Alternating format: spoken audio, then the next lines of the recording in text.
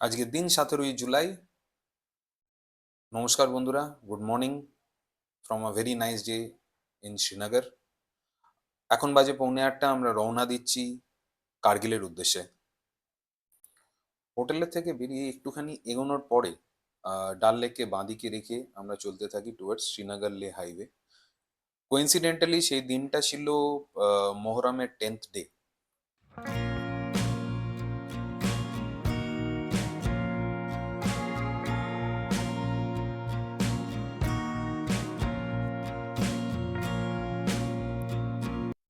শ্রীনগরের টুরিস্টি এরিয়াগুলো ছেড়ে দিয়ে আমরা এবার গিয়ে পৌঁছলাম একটা চকে। এই চকটার থেকে ডান দিকে গেলে টুয়ার্ডস লে হাইওয়ে, এবং এই লে হাইওয়েটা যেটা স্টার্ট হয় সেটা সিটির আউটস্কার্টস দিয়েই। প্রথমে একটুখানি ন্যারো, কিন্তু কিছুটা যাওয়ার পরে খানিকটা চওড়া হয়ে যায়। তো বাঁদিকে এরকম কিছু সিন সিনারি আছে, আপনারা উপভোগ করুন, এবং গোটা ভিডিওটাতেই আপনারা বেশ ভালো সিন সিনারি কাশ্মীরের উপভোগ করতে পারবেন।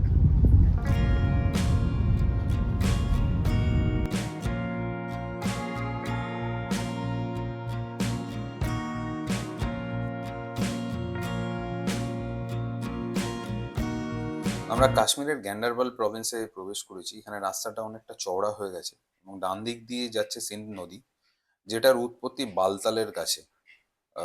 বালতাল হয়ে এটা নেবে আসে, আবার ওইদিকে টু অ্যান এক্সটেন্ট জজিলা পাসের ওইদিকেও আবার ঢুকে যায় লাদাখে একটা সরু স্ট্রিম। আরও 1 ঘন্টা চলার পরে আমরা কিন্তু এলিভেশন নিতে শুরু করেছি। দেখুন, ডান দিকে ওই নদীটা চলে চলেছে এবং আমাদের এলিভেশন আস্তে আস্তে বাড়ছে।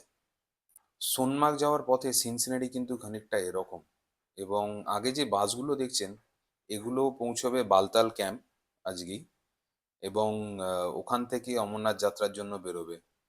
এই বাসগুলো সবকটাই হচ্ছে অমরনাথ যাত্রার বাস। সিন সিনারিগুলো দেখেছেন? দারুণ।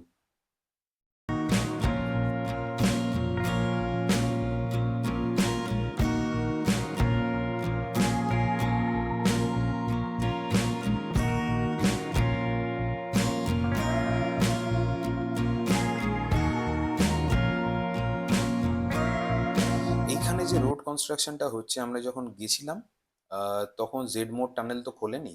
এখন অলরেডি 1 সপ্তাহ আগে জেড মোড় টানেল খুলে গেছে। তো এই টানেলটা কানেক্ট করে বিফোর সোনমার্গ টিল জজিলা, মানে জজিলা ক্রস করে তারপরে গিয়ে পৌঁছয়। তো এখানে কনস্ট্রাকশনের কিছু কাজ হচ্ছিল, যার জন্য একটু দাঁড়াতে হয়। কিছুক্ষণের মধ্যে আমরা পৌঁছলাম। সোনমার্গের আগে একটা গ্লেশিয়ার দেখা যায় সিন নদীর ওপরে, সেটা দেখতে। সেটা কিছুটা এরকম। জলের স্রোতটা দেখুন একবার।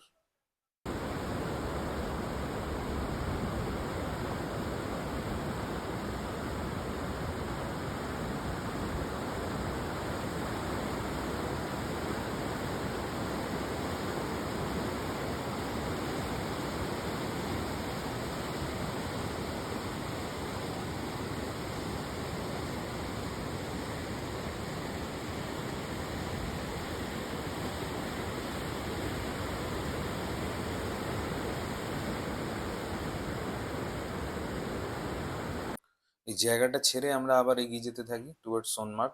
ডান দিকে দেখুন, নদীর ওপরে গ্লেশিয়ার গুলো দেখা যাচ্ছে।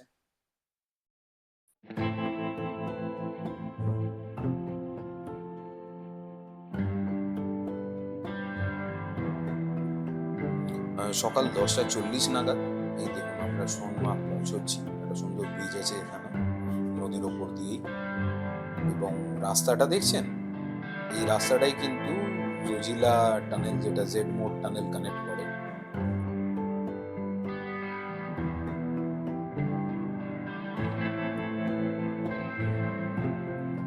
ব্যাস রাস্তাটা দেখুন, অসাধারণ, অসাধারণ, কোনো কথা হবে না।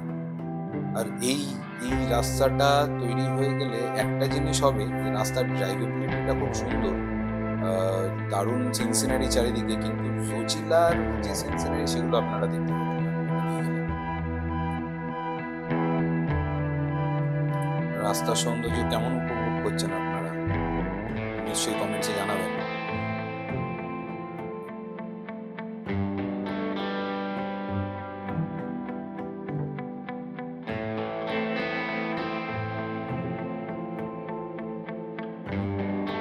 যাই হোক, তো এই রাস্তা দিয়ে আমরা সোনমার্গ পৌঁছলাম এবং সোনমার্গে পৌঁছে একটু দাঁড়ালাম। দাঁড়িয়ে আমরা সিউরিটি ছিল না কি করব, ওইদিকে যে গ্লেশিয়ার গুলো আছে সেগুলো আমরা দেখতে যাব কি যাব না। আমাদের তো কার্গিল পৌঁছতে হবে, আর আমাদের কাছে সেরকম টাইম নেই। কার্গিল ঢুকতে ঢুকতে সন্ধে হয়ে যাবে বলে আমরা আর এই থাজিওয়াস গ্লেশিয়ারের দিকে গেলাম না। তো গাড়ি নিয়ে আবার এগোতে থাকলাম আমরা জজিলার দিকে, so that we can enter Ladakh as soon as possible. যাই হোক, আমরা এগিয়ে চললাম জজিলার দিকে। ডান দিকের যে পাহাড়গুলো আছে ওই দিক দিয়েই অমরনাথ যাত্রা, মানে অমরনাথে যেতে লাগে আর কি। মাঝখানে নদী এবং নিচে বালতাল ক্যাম্পটা আছে, সেটা দেখা যায়। আমি আপনাদের দেখাবো আগে গিয়ে। জুজিলার রাস্তাগুলো দেখুন, একটু ডেঞ্জার তো আছেই। পাহাড়ে গাড়ি চালাতে গেলে একটু মাথা ঠান্ডা রেখে চালাতে লাগে। তো খুবই সুন্দর সিনসিনারি। এই জায়গাটা কি অসাধারণ দেখুন, দুদিকে পাহাড় কেটে রাস্তা তৈরি করা হয়েছে এবং এই রাস্তাটা কিন্তু ওই আপনার নর্মাল পিচের রাস্তা নয়। এখানে কিন্তু ওই বড় বড় পাথর পেতে রাস্তা তৈরি করা, যাতে এখানে আহ, ক্ষয়ক্ষতি কম হয়। বৃষ্টির সময় এবং বরফের সময় তো ধস নাবে। তো এই রকম রাস্তা প্রবাবলি বেশি দিন টিকে থাকে। সামনের পাহাড়গুলো দেখুন, অসাধারণ অসাধারণ, কোনো কথা হবে না। এই পার্টটা হচ্ছে আপনার ওয়েস্টার্ন হিমালয়াসের পাহাড়, যেটা আরো কিছুটা এক্সটেন্ড হয়ে পাকিস্তানে ঢুকে যায় এবং পাকিস্তানে এর থেকেও শুনেছি আরো বেশি সিনসিনারি। এইখানটাতে আমরা ওপর দিয়ে বালতাল ক্যাম্প দেখতে দাঁড়ালাম। ওপর থেকে আমি ভিডিও বানাইনি, তো এই ছবিগুলো দেখুন।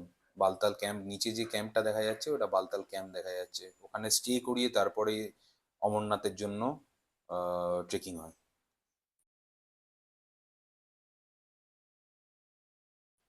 একটা গ্লেশিয়ার দেখতে পেয়ে আমরা এগোনোর সময় আবার দাঁড়িয়ে যাই।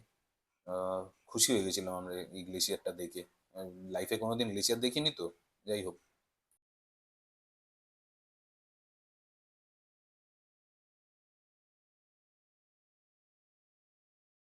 ছবি টবি তুলে আমরা আবার এগিয়ে চললাম এবং এই আমরা এন্টার করছি জজিলা পাসে, এটাই তো যেটার ওখানে দাঁড়িয়ে আর অল্টিটিউড ওই করবো না। Almost 11,600, 650 fit.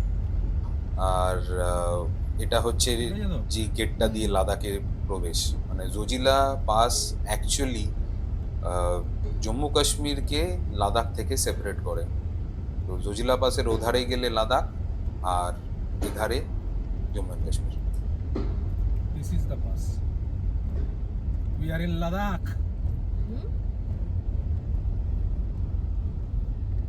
আর এই হচ্ছে লাদাখ। লাস্ট 4 বছর ধরে প্ল্যান করার পরে অবশেষে পৌঁছলাম। সামনের পাহাড়গুলো দেখুন, অসাধারণ অসাধারণ, কোনো কথা হবে না।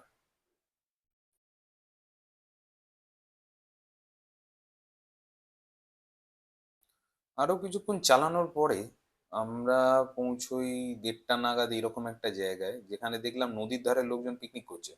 আমরাও একটু গাড়িটা রিভার বেডে নামিয়ে দিই আর কি। রিভার বেড ঠিক নয়, ওখানে একটু অফরোডিং করে যেতে লাগে নদীর বেডটার কাছাকাছি অবধি। তো ওখানে লোকজন পিকনিক করছিল, আমরা সেটাই দেখতে গেলাম এবং আমরা নিজেরাও খানিকটা ওখানে টাইম স্পেন্ড করি আর কি, আমাদের বেশ ভালোই লাগে।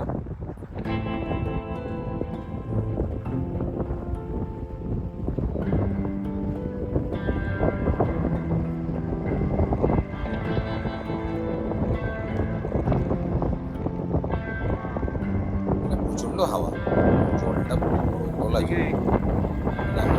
মানে আমি দেখছিলাম।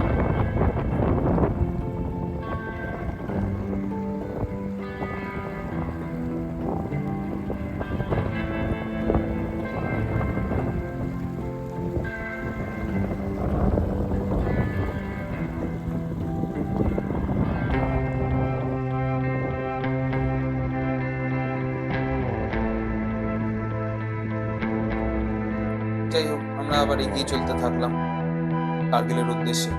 এর মাঝখানে আবার দ্রাস ভ্যালি আসবে। তো দ্রাস হচ্ছে আপনার ওয়ার্ল্ডের সেকেন্ড কোল্ডেস্ট হ্যাবিটেবল প্লেস বলা হয়। দেখা যাক দ্রাস কেমন।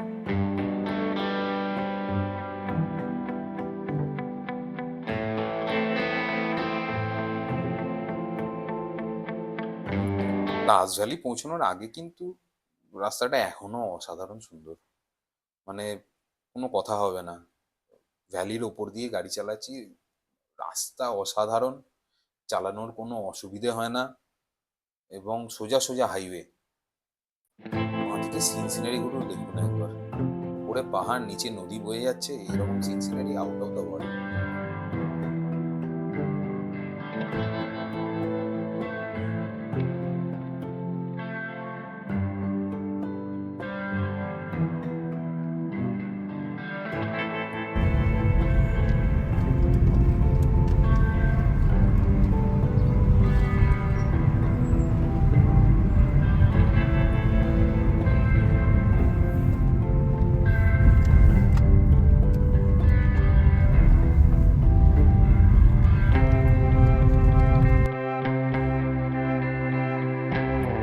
আমরা কিন্তু দ্রাস ভ্যালি প্রবেশ করে গেছি। ডান দিকে কিন্তু দ্রাস নদী বয়ে চলেছে এবং এরকমই অসাধারণ, অসামান্য সুন্দর একটা ভ্যালি। নদী বয়ে যাচ্ছে, বাঁ দিক দিয়ে রাস্তা।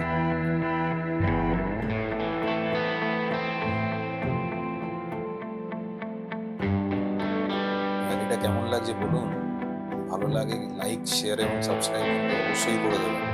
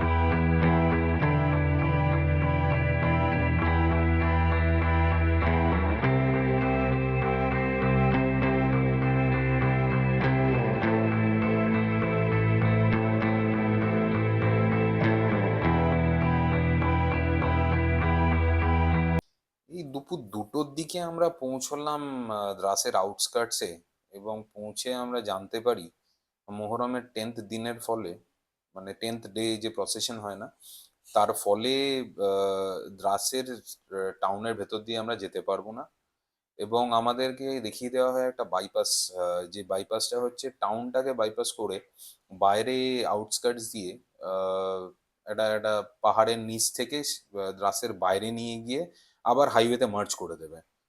তো সেই কথা অনুযায়ী আমরা শুনে এগিয়ে চলতে থাকি ওই রাস্তা ধরেই। প্রচন্ড ন্যারো লেনগুলো, কোথাও কোথাও একটু অফরোডিংও করতে হয় আর কি।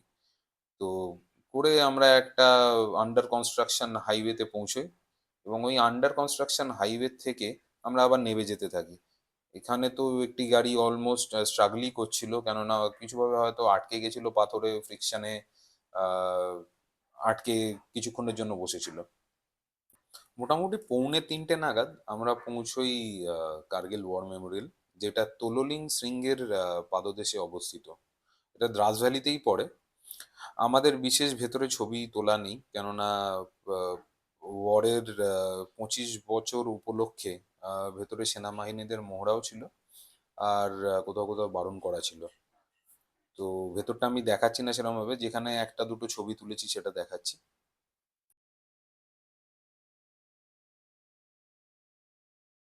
যাই হোক, ওয়ার মেমোরিয়াল দেখে সামনে একটি ক্যাফেটেরিয়া আছে, সেখানে আমরা একটু লাঞ্চ করে নিই আর কি। অনেক লেট হয়ে গেছিল।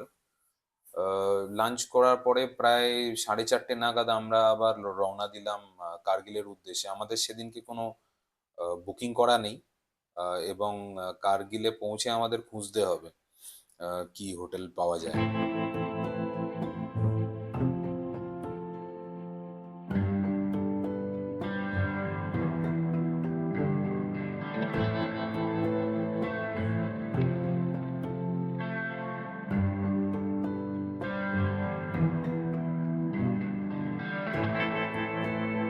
আবার অসাধারণ রাস্তা, অসাধারণ সব ভ্যালি, এবং কার্গিলের আশপাশে অনেকটাই গ্রিনারি আছে, গাছগাছালি ভালোই আছে। নদী বয়ে যাচ্ছে, দ্রাস নদী। এবং কার্গিলে অলমোস্ট পৌঁছতে পৌঁছতে আমাদের 5টা বাজে।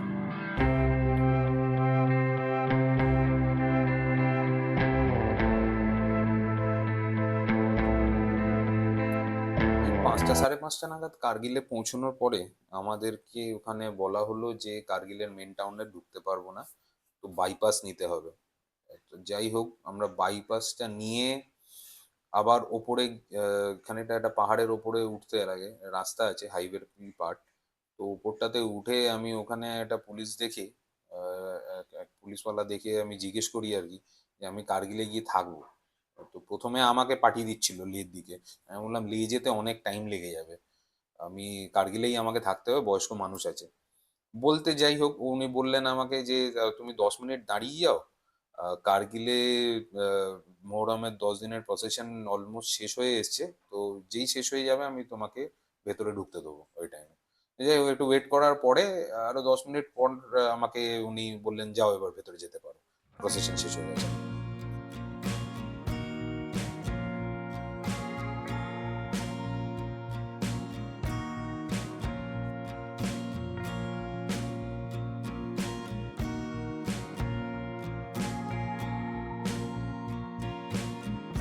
চারিদিকে প্রসেশনের জন্য দেখুন গাড়ি লাগানো রয়েছে, ন্যারো রাস্তা, এবং খুব সুন্দর জায়গা, কিন্তু প্রচুর গাছগাছালি আছে এখানে।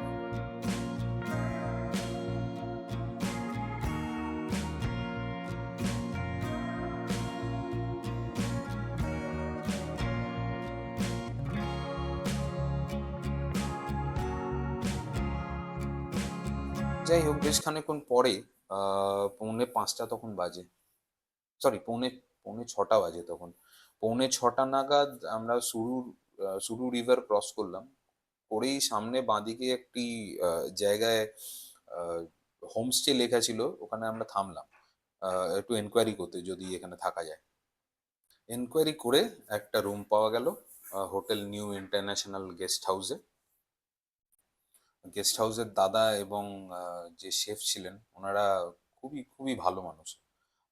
মাকে দেখে তো স্পেশাল ট্রিটমেন্ট। যাই হোক, আমরা খানিকটা রেস্ট নেওয়ার পরে একটু ঘুমিয়ে টুমিয়ে নিয়ে তারপরে আবার ডিনার করি। ডিনার করার পরে যে শেফ ছিলেন, যে দাদা, উনি আমাদের ছাদের দরজা খুলে যান কিরকম লাগে রাত্রিবেলা কার্গিলকে দেখতে সেটা দেখার জন্য। যাই হোক, আপনারা এই ভিউটি উপভোগ করুন। সামনে দিয়ে সুরু নদী বয়ে চলেছে, ওই দিকে ডান দিকে একটা দেখতে পাবেন, ক্যামেরাটা ঘোরালে একটা কিছু মেমোরিয়াল আছে। তো এখানেই আমাদের দিন শেষ করি আর কি কার্গিলে। আর এই ভিডিওটা যদি ভালো লেগে থাকে তাহলে ডেফিনেটলি লাইক, শেয়ার এবং সাবস্ক্রাইব করবেন। আমাদের পরের জার্নির জন্য দেখতে থাকুন রাহুল অ্যান্ড ট্যাবস।